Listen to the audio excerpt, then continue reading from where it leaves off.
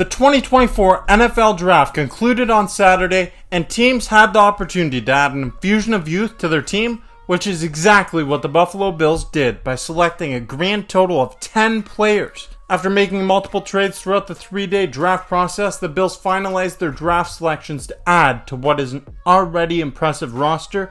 Some of these prospects will have the opportunity to make an instant impact on the team, while others, they're going to have to continue their development before reaching that professional football standard, and some might not even crack the opening day roster at all.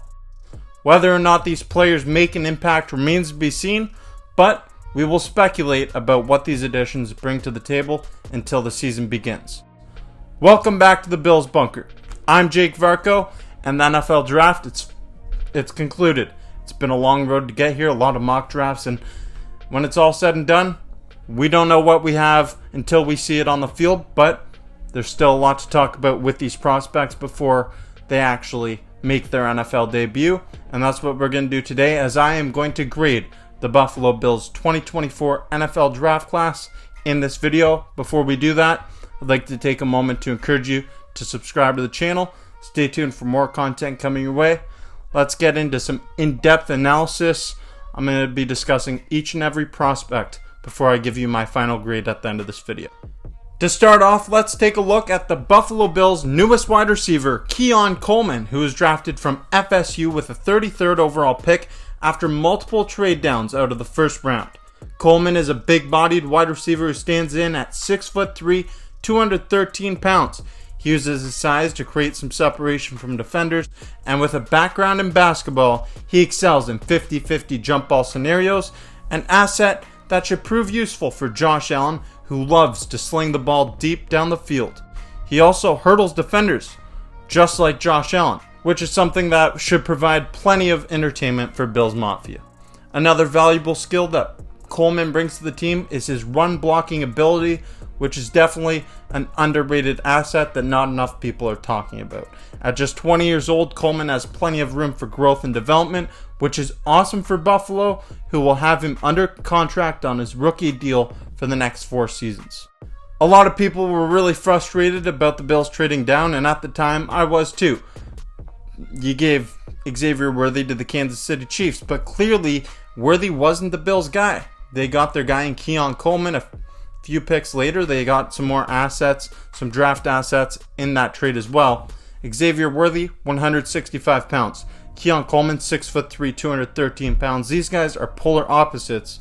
So clearly the Bills got what they value, and Josh Allen wanted Keon Coleman, so who are we to argue with that? I like this pick a lot. Coleman seems like the perfect type of wideout for Josh Allen to utilize in this Bills offense, and he also has a great personality. The Bills made another second-round selection when they added Utah safety Cole Bishop into the mix with the 60th overall pick. Bishop is 21 years old and stands in at 6'2", 207 pounds. The former Utah Ute safety will be a welcomed addition to the Bills' defense after the departure of Jordan Poyer and the expected retirement of his longtime partner in crime, Micah Hyde. The 21-year-old from Utah has the versatility and the ability to play at all 3 levels of the defense, and he's a solid tackler from the safety position. He's someone you should expect to see in big nickel packages, and in a safety room that lacks some star power, he could certainly compete for a starting role on this team. If you were to ask me if he'll be a day 1 starter on this team, I'd probably say no, but he could very well end up being that if he impresses during training camp and in the summer before the regular season begins. But he's going to have to prove that all throughout training camp and in the preseason. Who knows?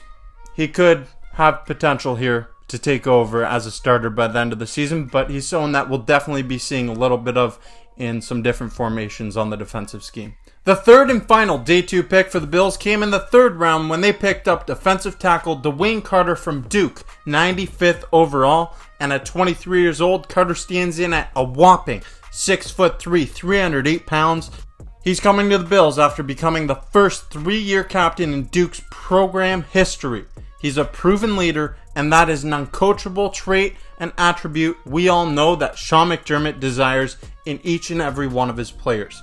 Carter is a big body that will likely play as a nose tackle, and he's a skilled pass rusher who finished the 2023 season with 41 tackles, 3.5 tackles for loss, and 4 pass breakups. The desired outcome for Carter is to eventually take over at the nose tackle position that is currently being patrolled by Daquan Jones.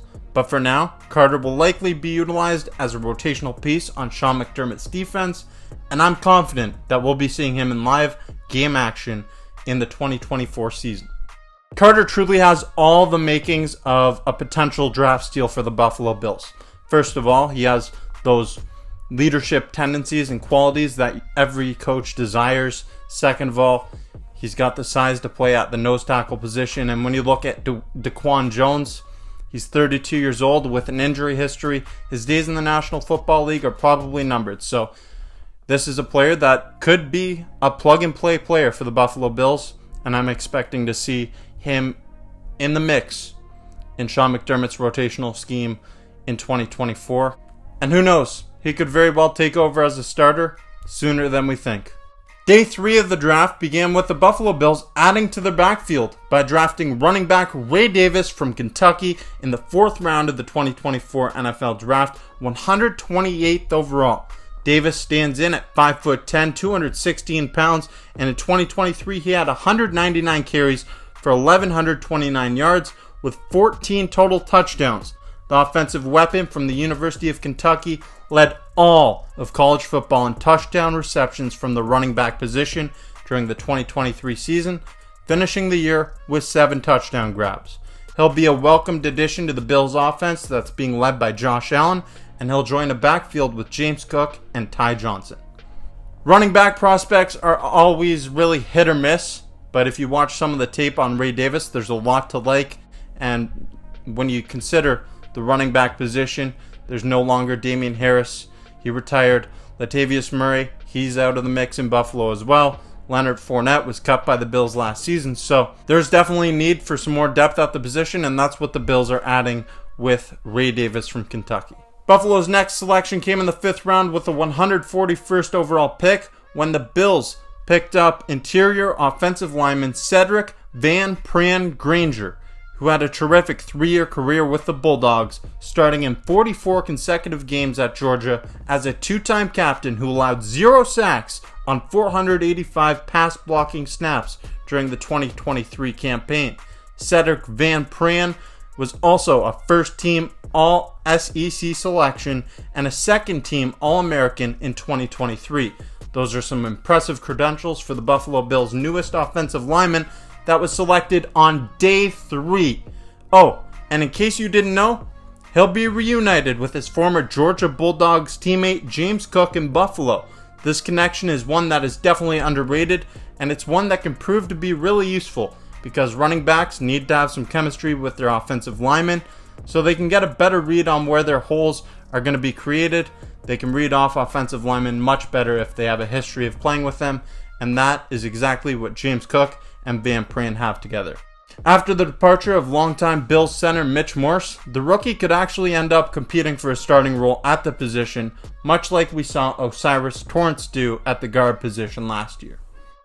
This is a pick that I truly love. I'm a big fan of offensive line prospects. I love the fact that the Bills were adding in the trenches here, and this is a pick in the 5th round, someone who could actually start for the Buffalo Bills. That's a lot of late round value, and it's just icing on the cake that he has a history of playing with James Cook. Another 5th round pick made by the Bills was on the defensive side of the ball when they picked linebacker Aduan Osio. Let me try that again. Aduan Osio from Washington, 160th overall. Give me a break. That's a hard name to say. While the Bills already have a really solid linebacking core, you can never get enough depth at the position, and Brandon Beane has a tendency of hitting on late round picks on the defensive side of the ball. Osio was a team captain with Washington last season on a team that had plenty of success. The linebacker totaled 94 tackles with 8 tackles for loss, 3 sacks, 4 pass breakups, 1 interception that was returned for a touchdown, and a forced fumble for the Huskies during their 14-1 season. The University of Washington standout has an injury history as someone who suffered back-to-back bicep and ACL injuries, which is something that likely affected his draft stock in a negative way. All things considered, there's a lot to like about this pick. Some late round value here potentially at the linebacker position. The Bills already have 2 stars at the position in Matt Milano and Terrell Bernard. They picked up Dorian Williams last year as well, but I mean, you can never get enough depth at the position. You don't want the same situation that you had in the playoffs last year where you have to sign someone off the streets like AJ Klein and throw them into the mix when they're not really ready for that kind of action. But the Bills now, they add another guy into the mix. He has some injury history. Who knows? It could be a steal. It's not my favorite pick of this draft class, but hey, Brandon Beane knows what he's doing. This pick could end up working favorably for the Buffalo Bills. I hope it does. This is a guy who has proven work ethic and he has experience as a leader, as a team captain for Washington. So hopefully he can make the nice transition into the NFL for the Bills. The Bills made another 5th round selection for a 3rd time when they picked edge rusher Javon Solomon from the Troy Trojans, 168th overall. And in 2023, Solomon had 55 tackles with 16 sacks and 3 forced fumbles. He had 2 college seasons with at least 11 sacks, which is definitely an asset for the Bills. It's something they're looking for with a lot of uncertainty at the position. Standing in at 6'2", 246 pounds, he's a bit undersized. But Solomon can be implemented into Sean McDermott's defensive line rotation, and he has all the makings as a potential late round steal for Buffalo. This is a pick that I really like because the Bills, they have a need at the defensive end position. And when you look at Solomon's history, he had 2 seasons with at least 11 sacks, 16 sacks last season. He's someone who's produced at the college level.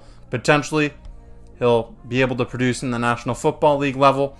And he grew up a big fan of Von Miller, so he'll have the opportunity to learn a lot from the veteran and future Hall of Famer in Buffalo. Now we'll move on to the 6th round, where Buffalo picked up offensive tackle Tilling Grael from UCF with pick number 204. The 24-year-old offensive line prospect stands in at 6'6", 306 pounds, and has an incredibly long wingspan. He has some impressive footwork, but honestly, he's still a raw talent at 24 years old. From everything I've seen, Gable still needs some significant technical development, and he will be 25 years old as a rookie. But if the Bills can develop him properly, they could definitely bring out some of that untapped potential in him. It never hurts to add at a position that's a premium price. Offensive tackle is a very valuable position, and adding to that in the late round, 6th round pick, it can never hurt. This is a guy who's an older prospect, so it's going to be harder for him to, grow and develop. There's less room for that development process and that potential to come out. But if Buffalo can reach into some of that untapped potential in Gable, this could be a pick of value. I don't hate it. This is it's a hit or miss pick. It's a potential for a home run, getting an offensive tackle in the 6th round. Or you can swing and miss, strike out, as long as you go down swinging, right? Another 6th round pick for Buffalo came with the 219th pick when they added cornerback Quan Hardy from Penn State. It was really no surprise to see Buffalo add a defensive back with a late round pick because they've done this before and they've hit with players like Dane Jackson and Christian Benford in the past, which should make Bills Mafia really excited about this pickup. Hardy finished the 2023 season with 22 tackles, along with 7 passes defended and 2 interceptions. And on top of these numbers, it's definitely worth noting the 22-year-old corner has experience as a returner, returning 16 punts for 248 yards and 2 touchdowns in 2023. It seems like every year the Buffalo Bills take a corner or some defensive back prospect in the later stages of the draft, and they usually hit. This is the specialty of Brandon Beane and Sean McDermott in this front office for the Buffalo Bills. I have no problem with this pick. I wanted them to draft a corner at some point in this draft class. They wait until the end of the draft to do it, and based off history, this guy's going to turn out to be a stud. I love it.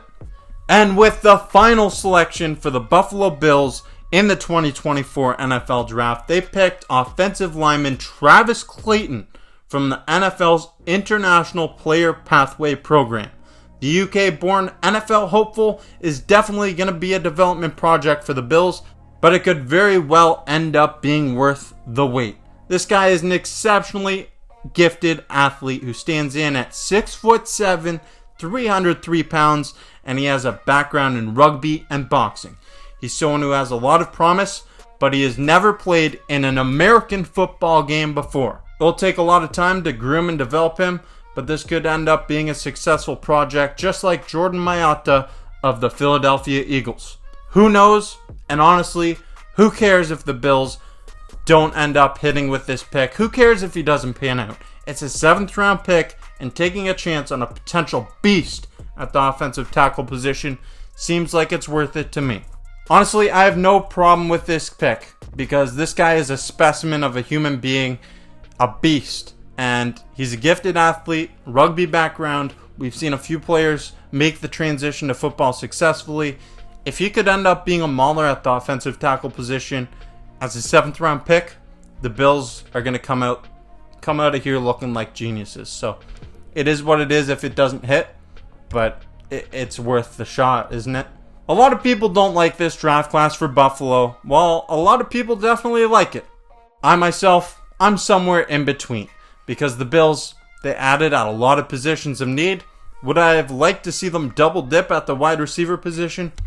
Definitely. Would I have liked to see them trade up and get Brian Thomas Jr.? That was my favorite draft prospect. Yes, I would have. But I'm completely fine with Keon Coleman. Josh Allen wanted him. Who am I to argue with him? The Buffalo Bills added at the wide receiver position. They added on both sides of the football, and they built into the trenches in a significant way. So I like what they did in terms of that. I would have liked to see them double dip here. There's a big infusion of youth coming to Buffalo with this draft class.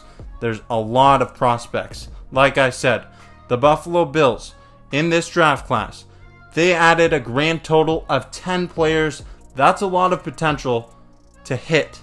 So overall, when it's all said and done, I think this could end up being a very solid draft class for the Buffalo Bills. And they didn't have to give up too much draft capital in order to do it. If anything, they added draft capital. They added to next year. They have a ton of picks next season as well. So when it's all said and done, I'm going to give this Buffalo Bills team a draft grade of a B-, because I think it could have been better, but it definitely could have been a lot worse. There's a lot of potential late round value here. You added in the trenches. You got your receiver. You got the guy you wanted in the first round. So, I mean, I'm not completely in love with the class, but there's a lot that I like about it as well. So I'm going to give it a B-. I think it's a fair grade, but I want to know in the comment section down below, what would you grade this draft class for the Buffalo Bills? Let's hear it, Bills Mafia. And if you're mad about my grade, fine, let me hear it. I want to hear it. Your comments are what helps this channel. And hey, it helps let me know what I'm doing right, what I'm doing wrong. So let me know your thoughts in the comments down below. If you like this video, give it a thumbs up. A lot of effort, a lot of research was put into this whole draft process. A lot of videos, a lot of content over the last few weeks here, last few months here. So I appreciate it if you subscribe to the channel. Stay tuned for more content coming your way.